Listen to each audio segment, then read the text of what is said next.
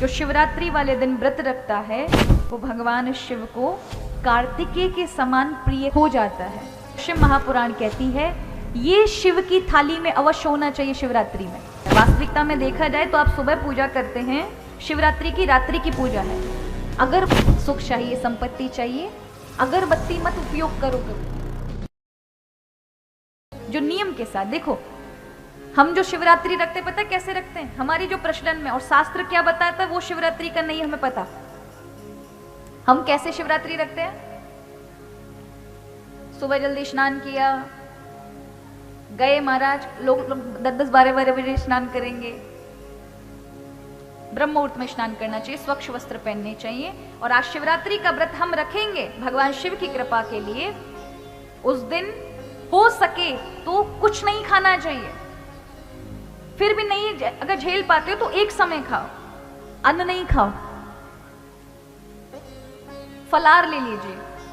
पर लोग तो महाराज कंटिन्यू एक बार ले लिया, 2 बार ले लिया, 3 बार ले लिया और व्रत व्रत कह के और ज्यादा ही खा जाते हैं। महाराज व्रत है सेब खा लिया, व्रत है केला खा लिया, व्रत है दूध पी गए, व्रत है मेरा कुट्टू के पकौड़े खा गए, समा के खीर खा गए। व्रत हो गया कि बफे हो गया महाराज। केवल अन्न ही तो नहीं गए, बाकी तो सारा आइटम तो आप खा ही गए हो। काहे का व्रत है, फिर कहते हैं हमको कुछ मिला नहीं, व्रत से कोई प्रभाव ही नहीं हुआ, होगा भी कैसे। आपने थोड़ा सा भी इंद्रियों का संयम नहीं होने दिया, मन का संयम नहीं होने दिया।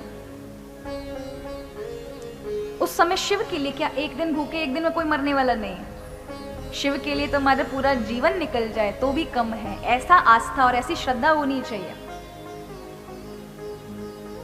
और शिवरात्रि के दिन हो सके अगर भगवान ने आपको सामर्थ्य दिया, वैसे तो भोलेनाथ इतने दयालु हैं कि प्रणाम में ही खुश हो जाते हैं। मात्र प्रणाम कर दो, हर हर महादेव करके झुक जाओ ना, उसी में सब कुछ चारों पुरुषार्थ दे देते हैं, धर्म अर्थ काम मोक्ष। पर भगवान ने सामर्थ्य बनाया है तो शिव महापुराण कहती है ये शिव की थाली में अवश्य होना चाहिए शिवरात्रि में।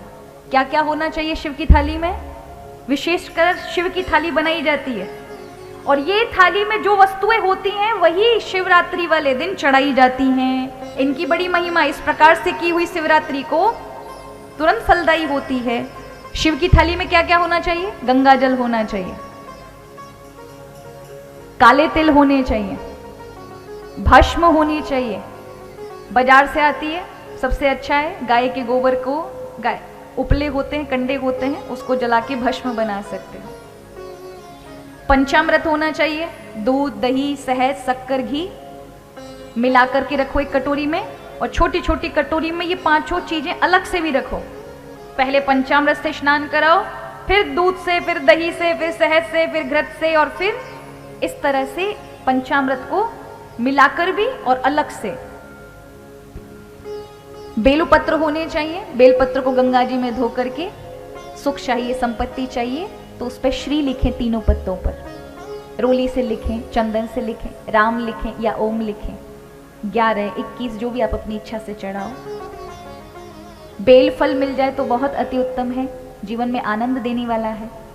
कपूर होना चाहिए, मोली होनी चाहिए, कलावा जिसको हाथ में बांधते हैं, जनेऊ होना चाहिए, चंदन होना चाहिए, आक और धतूरे होने चाहिए जीवन की सारी व्याधि को नष्ट करने के लिए।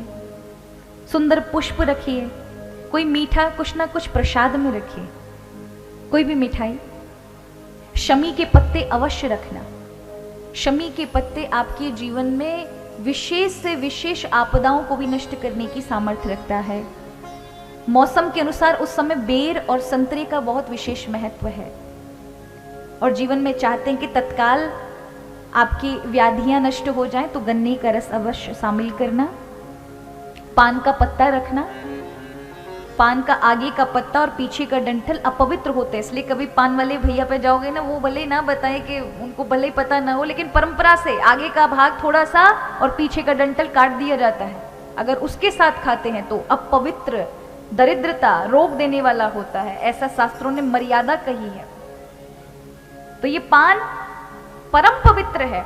दक्षिण भारत में जाओ तो पान का फूल आता है, पान के फूल भी आते हैं, और फूल से परंपरा में विवाह के समय मुकुट बनाया जाता है, भगवान की बंगले बनाए जाते हैं, फूल बंगले बनाए जाते हैं, भगवान को सजाया जाता है।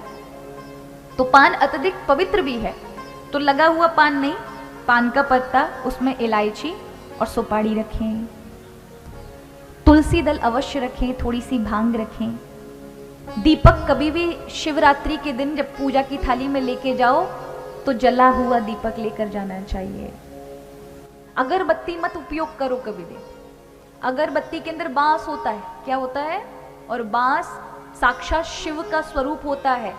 वो सिर्फ मृत्यु के समय उपयोग में होता है, जलाया जाता है। जिस समय किसी की मृत्यु हो जाती है तब उसको लेके जाते हैं बांस पे बिठा करके, शिव का स्वरूप होता है। शिव धाम पे आप लोग जाते हैं मरने के उपरांत, इसलिए अगरबत्ती के अंदर बांस होता है। बांस को नहीं जलाना चाहिए, इसलिए धूप जलाओ, धूप बत्ती को जलाओ।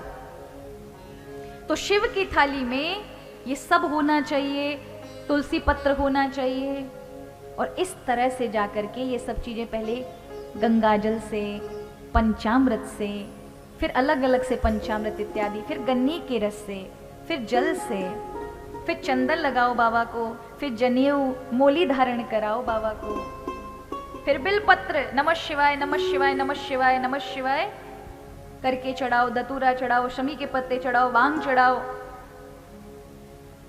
ये सारी चीजें चढ़ाने के बाद नैवेद्य अर्पित करो, फल अर्पित करो, पान का पत्ता दो, दक्षिणा रखो, कपूर के साथ अलग से घी का दीपक और धूप के साथ बाबा की विशेषता आरती उतारो। और फिर बाबा से कहो, बाबा आपकी मर्जी हो वही हमें प्रदान करना, हम तो आपके बालक हैं। तो वो सब लेकर आओगे जो कभी आपने सोचा भी नहीं होगा अपने जीवन काल में। आप जिस समय वर्तमान की स्थिति में हैं, इससे भी 10 गुना पूरे वर्ष भर में बाबा प्रदान कर देते हैं, यदि आप सामर्थ्यवान हैं। और फिर इस प्रकार से पूजा में कंजूसी नहीं करनी चाहिए। अगर प्रभु ने आपको दिया है तो कहीं से भी खूब परिश्रम करो उस दिन तैयारी के लिए। ये उत्सव उमंग होनी चाहिए अपने इष्ट के प्रति। और फिर भाव के साथ शिवरात्रि का व्रत रखो। सांझ के समय 6 बजे से लेकर के 9 बजे तक के समय में जिन्हें विद्या चाहिए, जिन बालकों को पढ़ाई में आगे जाना है, बढ़ना है, योग्य होना है, उन्हें 6 से 9 के बीच में पूजा करनी चाहिए। गृहस्थियों को 9 से 12 के बीच में पूजा करनी चाहिए। 12 से 3 के बीच में सन्यासियों को, साधुओं को पूजा करनी चाहिए। और फिर उसके बाद कहा 3 से 6 के बीच में सुबह के अगले पहर में सभी लोग कर सकते हैं। किंतु सांझ की जो पूजा है 6 बजे से लेकर के 9 बजे तक की, इसे निश्चित काल वेला कहा जाता है, प्रदोष काल कहा जाता है। इसलिए प्रदोष जब हम कहते हैं चतुर्दशी वाले दिन, ये प्रदोष का समय सांझ का समय है। तो बहुत अच्छा होगा कि आप सांझ के समय अगर मंदिर में नहीं जा सकते तो छोटे से शिवलिंग घर पे ही बना ले, मिट्टी के, पवित्र मिट्टी लाएं, गंगा जल मिला लें, उसके अंदर थोड़ा सा गुड़ मिला लें, और कुछ मंत्र नहीं आते तो नमः शिवाय कह करके आकृति बनाएं और उसी के साथ वही परिपूजन करें। अगले दिन उनको जल में विसर्जित करके एक परात में जल में विसर्जित कर दिया, और जब वो घुल जाएं तो गमलों में डाल दिया। इस तरह से कर सकते।